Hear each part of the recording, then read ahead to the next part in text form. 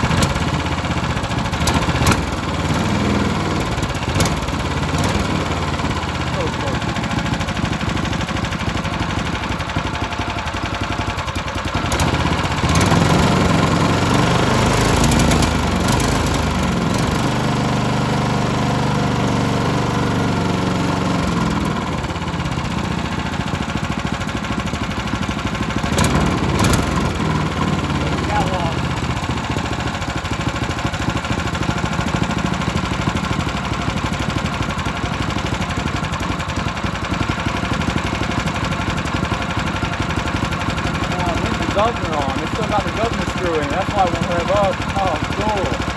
Okay.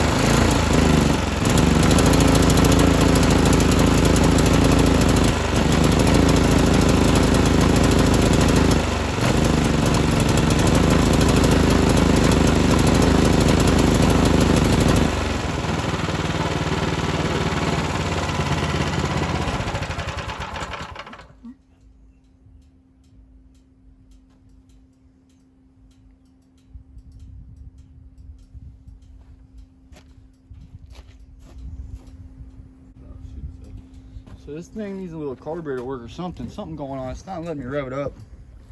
It's poofing black smoke a little bit.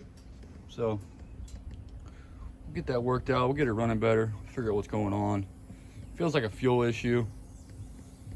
So we'll get it. I'll get the bowl off and maybe we'll try a different jet. I don't know. We'll do something, but it's in there, guys. I'll get it running right for sure. Oh yeah, we got the new steering wheel too. It's not on yet. It's just sitting on here for now. You see, we got rid of that old crappy plastic steering wheel. We're going to a nice, heck yeah. I'm gonna paint the steering wheel too, guys. This thing's gonna look sick. What else do we got? Oh, I got the axle in there.